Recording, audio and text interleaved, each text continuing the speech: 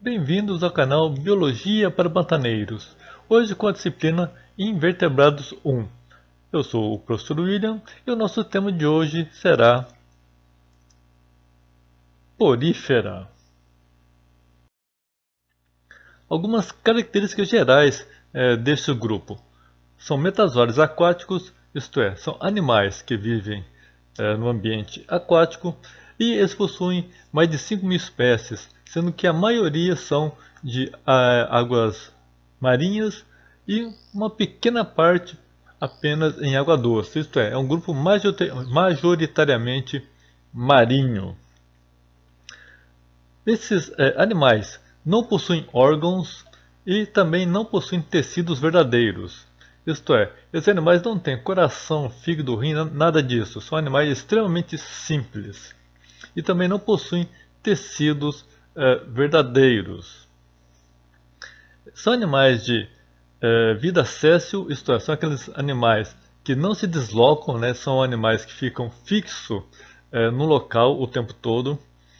Eles são coloniais, isto é, eles podem ser coloniais, onde são vários organismos dividindo o mesmo espaço, formando colônias, e são de hábito bentônico também, isto é, são animais que vivem em fundo de ambientes aquáticos. Quanto à simetria, ou eles são assimétricos, isto é, não possuem simetria em sentido de nenhum corte, ou são radiais, isto é, possuem vários planos de cortes. E eles possuem estruturas denominadas espículas. Essas espículas é uma estrutura exclusiva deste grupo das esponjas, ou porífera. E também são organismos basais do reino metazoa, isto é, são organismos extremamente simples que ficam na parte basal da evolução dos animais. E uma coisa interessante, que até o século XIX, olhem só, eram considerados vegetais. Aqui um exemplo da diversidade deste grupo de esponjas. Observe a grande quantidade de cores, a forma, geralmente aqui é cilíndrica, mas tem outros formatos também. E tem diversos tamanhos, né, desde poucos milímetros até vários metros de altura. Então são animais extremamente diversos. No caso aqui, são todo exemplo de esponjas marinhas. As esponjas de água doce geralmente são de cores neutras e cores escuras. Não são tão coloridas quanto as de água marinha. Aqui uma das utilidades da esponja seria no item higiene pessoal, era muito utilizada para o banho. Atualmente não é tão utilizado assim, mas ainda se utiliza essa modalidade de uso das esponjas. Aqui o mercado de esponja lá na Grécia. E também as esponjas atualmente são astros do show business. Aqui com o nosso querido Bob Esponja sendo um representante desse sucesso das esponjas nas telas. Agora que a gente já conhece um pouco das esponjas, vamos falar um pouco mais sobre a sua taxonomia. Esses animais, como falei anteriormente, eles são basais na evolução do grupo dos metazoários. Se a gente observar, aqui na base, né, da filogenia, está ali o primeiro bracinho, né, correspondente ali às esponjas. Então, a esponja são animais muito antigos que deu origem às estruturas, provavelmente, dos demais animais conhecidos. Continuando na parte de taxonomia, né, são organismos do reino Animalia, né, que a gente estuda aqui nesse curso. O filo é porífera e este filo é dividido em 4 classes atualmente. Essas classes elas são divididas baseadas nas características das espículas. São aquelas estruturas que eu falei que são exclusivas desse grupo. E baseado tanto na forma quanto na composição dessas estruturas. Então nós temos ali a calcária, que tem espículas que tem a composição de carbonato de cálcio, a desmoponge, né, que tem a composição de sílica, ou uma rede proteica chamada espongina, a hexatinelida, que também tem a espícula sendo composta por sílica, assim como a homoscleromorfa, que também tem a espícula composta por sílica. Entretanto, elas que têm a mesma composição têm formatos diferentes que caracterizam esse grupo, diferenciando suas classes. E uma coisa interessante é que a única classe que tem representantes em água doce é a Desmosponge. Então a Desmosponge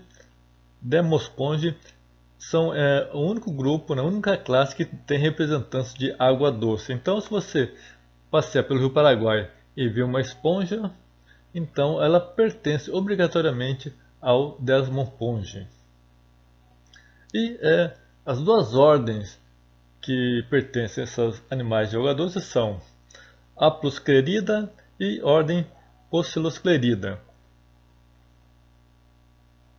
Aqui um cladograma filogenético do filo dos poríferas. Observe que nós temos dois grupos monofiléticos. À nossa esquerda, formado por homoscleromorfa e calcária, e o grupo aqui à nossa direita, né, formado pelo Desmoponge e hexatinelida. Então olha só, nós temos aqui esses dois grupos monofiléticos formados aqui no filo das esponjas. Lembrando que o grupo monofilético ele tem que ter um descendente comum. Então aqui nós temos ali, né, o nosso ascendente comum.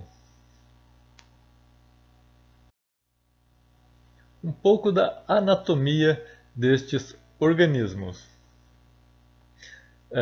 Exteriormente, esses animais têm esse formato cilíndrico, entretanto podem ter formatos arredondados, formatos diferentes. Aqui como um exemplo vamos pegar um de formato cilíndrico, que é um formato comum entre as esponjas. Na parte superior nós temos uma abertura. Essa abertura é denominada ósculo. A parte de revestimento da esponja ela é revestida pela pinacoderme. Pinacoderme é uma estrutura que recobre as esponjas formada por células chatas chamadas pinacócitos. Então os pinacócitos formam a pinacoderme, que é esse revestimento externo das esponjas. E dentro das esponjas nós temos as estruturas chamadas espículas. Então essas espículas elas acabam formando o esqueleto da esponja e dando a sustentação para esses organismos. Continuando dentro da esponja, a esponja tem o chamado mesênquima ou mesoílo, que é uma massa de água e proteína em que circulam células denominadas amebócitos. Esses amebócitos circulam nesse mesênquima, transportando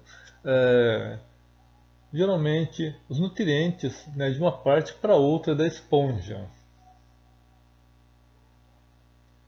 Outro tipo de célula muito importante na esponja é chamado porócito.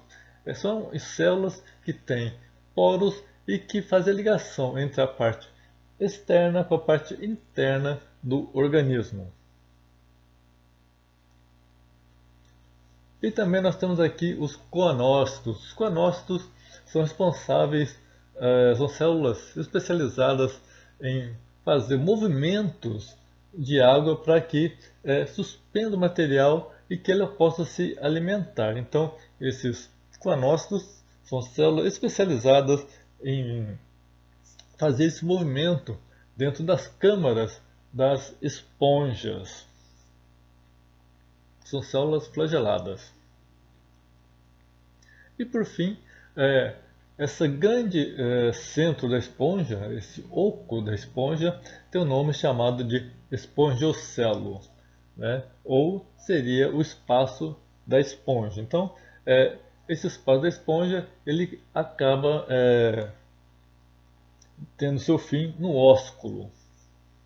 Então, aqui é uma geral sobre anatomia das esponjas. Nós temos 3 tipos principais de esponjas, considerando a complexidade dos canais e câmaras que esses animais possuem. Nós temos aqui o mais simples, chamado de ascon. Né? Observe que o coanócito dá direto no espongiocelo. Nós temos aqui o segundo, chamado sicon, que já tem câmaras que ligam a parte externa ao espongiocelo. E por último aqui nós temos o leucon. Esse leucon são animais mais complexos com diversas câmaras, onde elas ligam entre si, aumentando a área de contato. E qual a importância dessa complexidade para as esponjas? Quanto mais complexa for essas câmaras, né, melhor será aproveitado o alimento que esse animal venha absorver. Então, aqui rapidamente vamos ver aqui qual é o caminho feito pela água passando por esses animais. O primeiro pelo ascon, a gente observa que a água vem, né, e já sai pelo ósculo. Lembrando que o ósculo é aquela saída superior desses animais.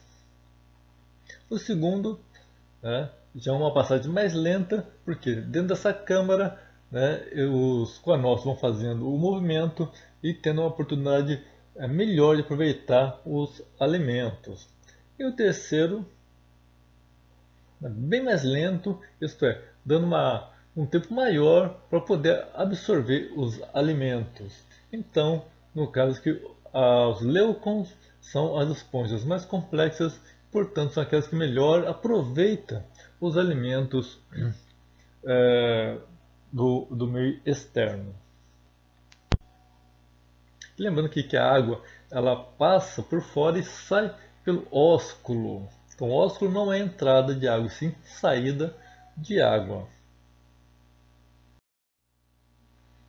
As espículas, essas são estruturas cristalinas. Lembrando que cristalino é aquele material que é transparente ou vítreo, como por exemplo um grão de areia. E essa estrutura forma um esqueleto e dão sustentação a esses organismos. E são formados basicamente de carbonato de cálcio e também de sílica, um ou outro, naturalmente. Eles têm diversos tamanhos, diversas formas e são características de cada grupo. Então, cada grupo vai ter um formato de sílica, de espícula diferenciado. Então, você pode identificar um grupo de esponjas se você souber que tipo de espículas ela tem. E no grupo Demosponge, nós temos também chamado espongina, que seria uma rede proteica que também serve de sustentação para esses organismos, substituindo as espículas. Aqui alguns formatos de espículas. Vemos aqui o primeiro do Hexatenelida, depois do Desmoponge, depois a espongina, que é essa rede proteica da sustentação também ao grupo do Demosponge. E o último aqui, alguns exemplos de espículas calcárias. Um pouco da fisiologia desses animais. Nós temos que esses animais se alimentam de pequenos organismos, principalmente protozoários e detritos orgânicos, isto é, restos de animais que estejam em suspensão, e que passem pelos poros. e também alguns desses poríferos podem se alimentar de pequenos peixes e crustáceos, isto é, são carnívoros. A respiração e excreção é feita por difusão, isto é, o oxigênio que está presente na água, não na estrutura da molécula, e sim dissolvido na água, ela entra passivamente para a célula. Assim como a excreção, que são aquelas substâncias nitrogenadas, elas também saem da célula e são dissolvidas na água. Quanto ao sistema nervoso, esses organismos não possuem células especializadas na parte sensorial, isso é, não possuem neurônios. Entretanto, existem células, principalmente nas fases larvais, que servem, que simulam um neurônio. Entretanto, não possuem células especializadas ou neurônios. Não possuem. A reprodução. A reprodução pode ser assexuada, isto é, sem sexo, né? E aqui no caso acontece por brotamento. Então ali nós temos um animal que dá origem a um broto. Esse broto, quando ele amadurece, ele simplesmente cai, né, e forma um outro organismo, ampliando a colônia desses animais. Reprodução sexuada. Esses organismos são animais hermafroditas, isto é, eles têm os dois sexos no mesmo organismo. Entretanto, a parte masculina e a parte feminina desses organismos, eles amadurecem em épocas diferentes. Então, se um organismo está maduro sexualmente na sua parte masculina, a feminina está desativada e vice-versa. Então, no caso da reprodução sexuada, aqui nós temos como exemplo, à nossa esquerda, um organismo em que a sua parte masculina está madura e à nossa direita um organismo em que sua parte feminina está madura. Então, no caso, os organismos que estão com as gônadas masculinas maduras, eles liberam os espermatozoides na água e esses vão encontrar células maduras femininas. Então é assim que ocorre. O espermatozoide vai e encontra a célula feminina para fecundar, daí ocorre a fecundação e começa a haver a divisão celular. A partir desse momento, com a divisão celular, vai dar origem a uma fase larval, a uma larva. E essa larva está ali, né, ela é uma larva móvel e uma larva que vai procurar um ambiente propício para se fixar. Então essa larva móvel procura um ambiente. Encontrou um ambiente propício, ali ela se torna séssil e vai dar origem a um organismo adulto. Esses animais também possuem um grande poder regenerativo. Isto é, se esse animal ele perde um pedaço do corpo, ele é regenerado voltando ao seu estado anterior. E se aquela parte que ele perdeu encontrar um lugar propício, aquela parte perdida será também dará origem a um outro organismo. Como no exemplo abaixo, o animal que perdeu uma parte, essa parte ela pode dar origem a um outro esponja e aquela parte que foi perdida vai ser reconstituída. Lembrando que essa reconstituição se dá graças às células chamadas amebócitos, aquela responsável pelo transporte de nutrientes.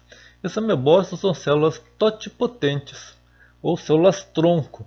Elas se conseguem se diferenciar em qualquer outro tipo de célula. Então, quando esse animal perde um pedaço, essas células amebócitos vão ao local e começam a reconstituir, se diferenciando nos diferentes tipos de células daquele local. Da mesma forma que o pedaço que foi perdido, essas células amebócitos, elas reconstituirá um outro organismo, se diferenciando das diferentes células para formar um organismo novo.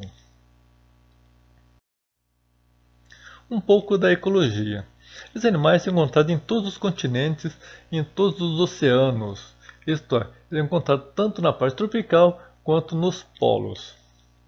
E também são encontrados nas partes rasas dos oceanos, assim também como nas partes profundas dos oceanos, naturalmente, que são espécies diferentes, né, que habitam locais diferentes. Mas o grupo está amplamente distribuído pelo planeta, então são animais cosmopolitas. Nas águas costeiras, esses animais fazem parte dos recifes de corais. E também esses animais servem como abrigo para outros organismos. A gente viu ali que o espongiocelo, aquela parte que fica no meio da esponja, ele serve de abrigo para diversos animais, como peixes e crustáceos. E algumas espécies também são simbiontes, isto é, simbionte com algas, né? Isto é, elas fornecem na sua mesogleia um ambiente propício para que a alga se reproduza e a alga passa o excedente de nutrientes, né, ou de comida, né, de alimento para os poríferos. Então há uma troca aí. Então existe uma simbiose de alguns tipos de porífera com algas.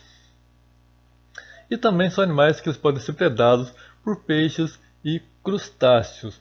Lembrando que esse animal dificilmente é comido inteiro, por causa das espículas, tá, que não deixa de ser um fator de proteção, então geralmente esses animais são comidos em pedacinhos.